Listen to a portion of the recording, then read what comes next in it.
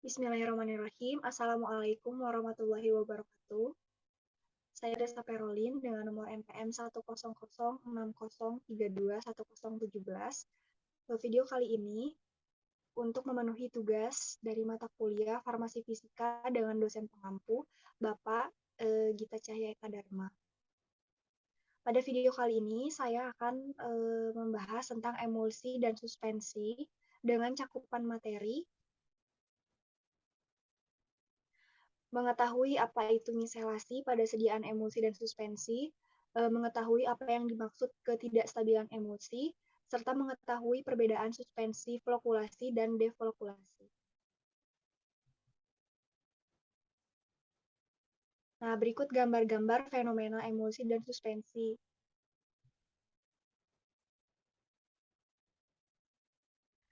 Pertanyaan pertama, mengetahui apa itu miselasi pada sediaan emulsi dan suspensi. Nah, dilihat dari gambar berikut adalah contoh suspensi.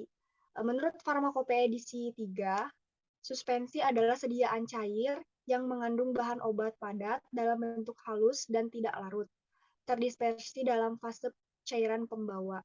Contohnya sediaan farmasi suspensi adalah sebagai berikut. Nah, selanjutnya ada gambar contoh sediaan emulsi. Menurut Farmakopeia Indonesia edisi 6, emulsi adalah sistem dua fase yang salah satu cairannya terdispersi dalam cairan yang lain dalam bentuk tetesan kecil.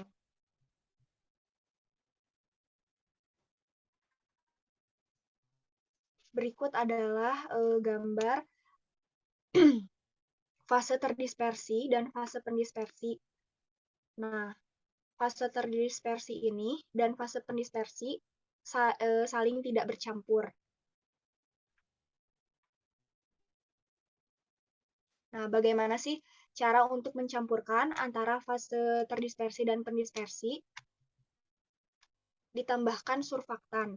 Surfaktan merupakan molekul yang memiliki gugus polar yang suka air atau disebut hidrofilik, dan gugus nonpolar yang tidak suka air atau suka minyak disebut lipofilik, sekaligus sehingga dapat mempersatukan campuran yang terdiri dari minyak dan air.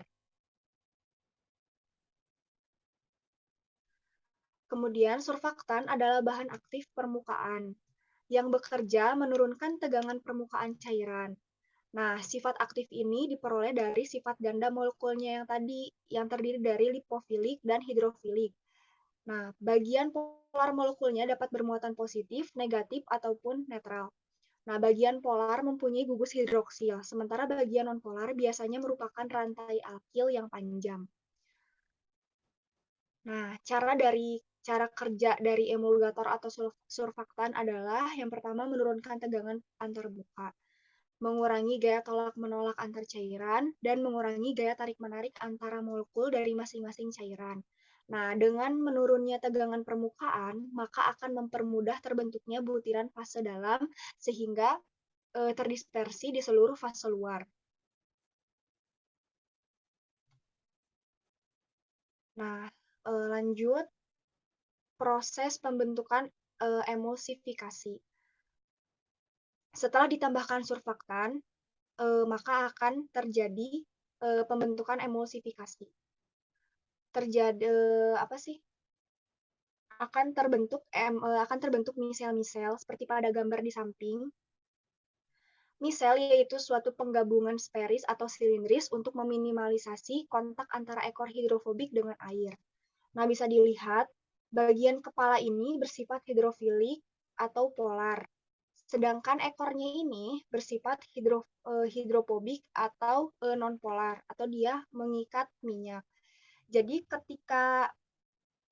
si bagian kepalanya ini mengikat air dan ekornya ini mengikat minyak. Kemudian dalam misel hanya kepala hidrofilik yang bersentuhan langsung dengan air.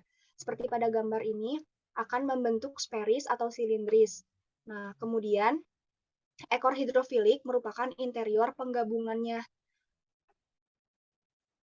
Nah, adapun mekanisme pembentukan emulsifikasi yaitu yang pertama, surfaktan berada di permukaan minyak, lalu bergerak turun ke antarmuka minyak dan air.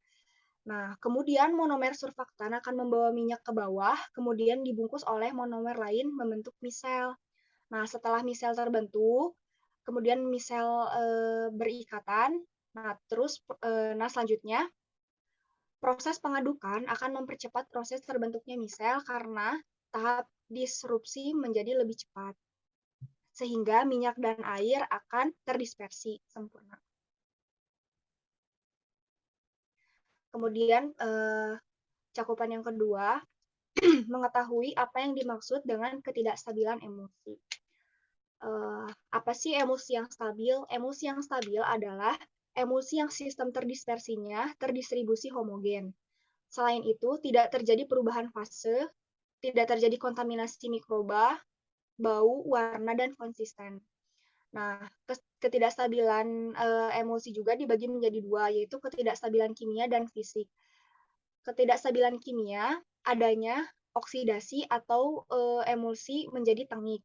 Kemudian terjadinya interaksi antara obat dan eksipien emulsi. Sedangkan ketidakstabilan fisik, sistem emulsi cenderung kembali ke keadaan fase semula. Nah, apa sih keadaan fase semula itu? Seperti pada gambar bisa dilihat yang tengah ini merupakan emulsi yang telah terdispersi sempurna. Kemudian ada flocculation, creaming, phase inversion, coalescence, Oswald ripening, dan cracking. Yang pertama ada flocculation. Nah, seperti bisa dilihat pada gambar di samping, flocculation adalah fenomena di mana menggerombolnya butiran fase dalam atau droplet yang masih saling terpisah oleh lapisan tipis fase pendispersinya. Nah, hal ini bisa terjadi karena adanya interaksi tarik-menarik atau interaksi listrik antara droplet dan bersifat reversibel atau bisa homogen lagi, bisa terdispersi lagi dengan cara pengocokan. Kemudian ada coalescence. Coalescence adalah fenomena di mana bergabungnya butiran-butiran fase dalam atau droplet berukuran sama yang saling berbenturan atau kontak sehingga secara cepat membentuk droplet yang lebih besar. Nah, hal ini terjadi karena adanya kerusakan lapisan film permukaan luar droplet. Kemudian ada Oswald ripening. Nah, bisa dilihat seperti pada di gambar ini ada droplet-droplet yang besar dan ada yang kecil. Fenomena ini merupakan droplet yang berukuran besar akan menjadi lebih besar, sementara droplet yang kecil akan semakin mengecil dan lama-lama hilang. Hal ini terjadi karena molekul yang berada di permukaan droplet yang berukuran lebih kecil cenderung tidak stabil, karena droplet kecil cenderung memiliki energi bebas permukaan yang lebih besar dibanding dengan droplet yang memiliki ukuran yang besar. Kemudian selanjutnya ada creaming. Nah, fenomena ini terjadi di mana terbentuknya lapisan yang mengandung fase dalam lebih banyak.